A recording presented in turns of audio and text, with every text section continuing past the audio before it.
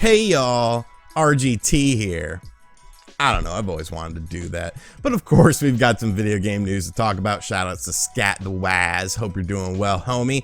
But yeah, so Nintendo just recently held their corporate management briefing, and there's a lot of interesting things that I want to go over here. Obviously, you've probably seen the main things, such as system sales and whatnot, but there's a lot of stuff sort of under the surface that I find more interesting that we're going to talk about in this video. Make sure you stick around to the end of the video. I'll give you guys a little bit of an update on the Nintendo is coming after me video, what that situation entails. Thank you guys for watching that video, by the way. I'll thank you more a little bit later, but without any further ado, let's talk about what's going on in the world of video games.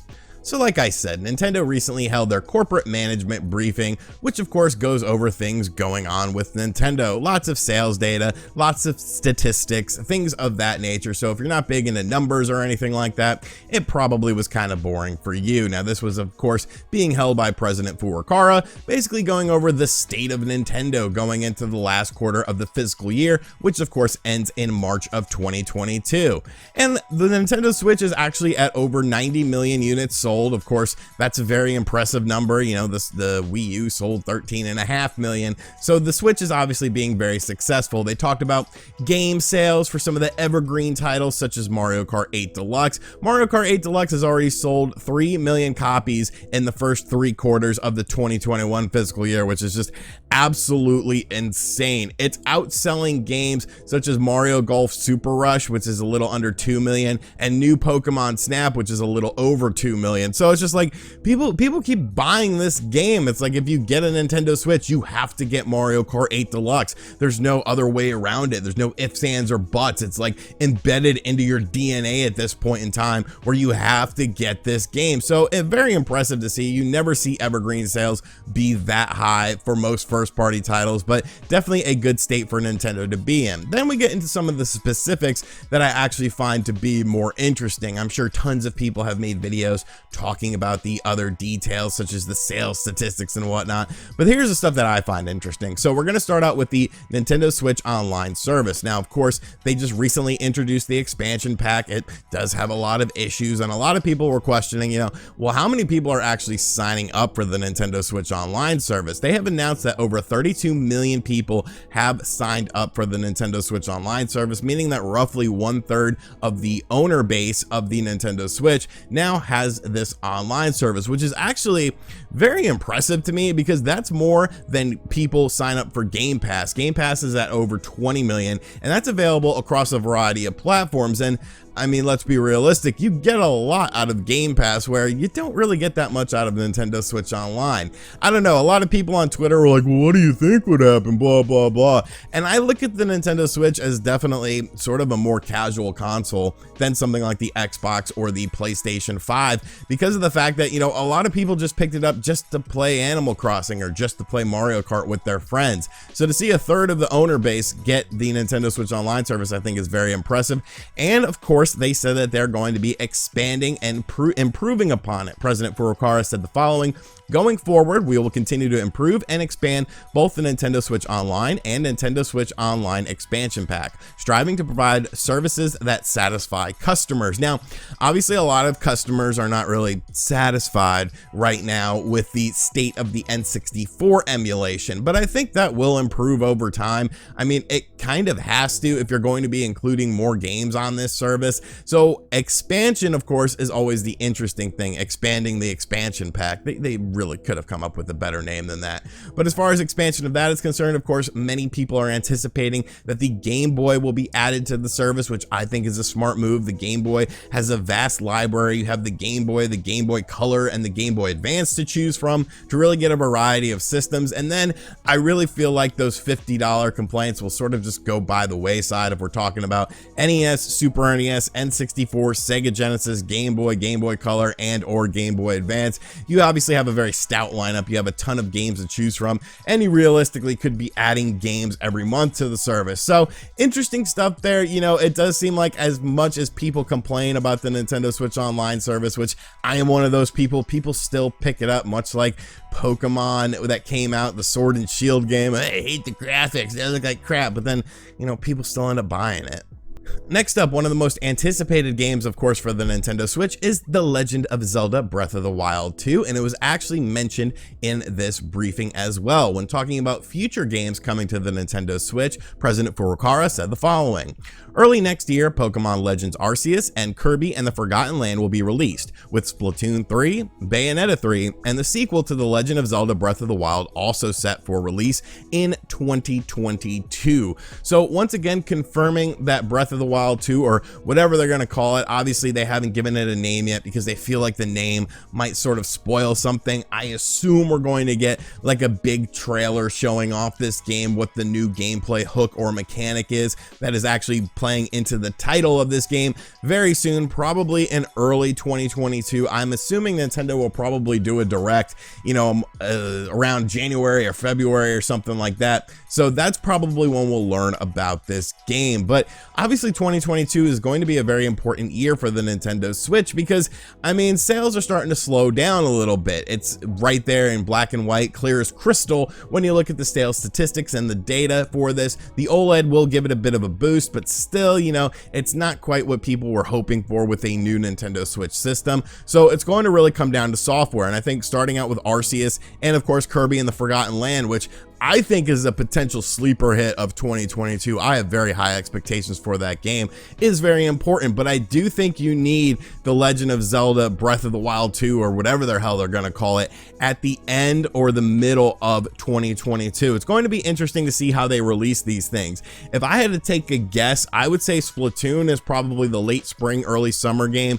Bayonetta is probably the early fall game, and Breath of the Wild 2 will probably be more along the lines of a holiday 2022 game. But you never know with Nintendo. I mean, Breath of the Wild 1 came out in the month of March, so they're kind of, crazy when it comes to releasing their games as far as when you think they're going to release them. So it really just boils down to what the game is looking like, how far along the game is in development, and if they're wrapping up development of it. So nice to see Nintendo still confirm that Breath of the Wild 2 is indeed still coming in 2022. That's a game I feel like you don't want to delay it. This is a massive game. If you have to take resources off of another game to finish this game up, I think you do something like that. So it'll be interesting to see how it plays out in the early half of 2022 as far as talking about this game and getting this game out into the marketplace.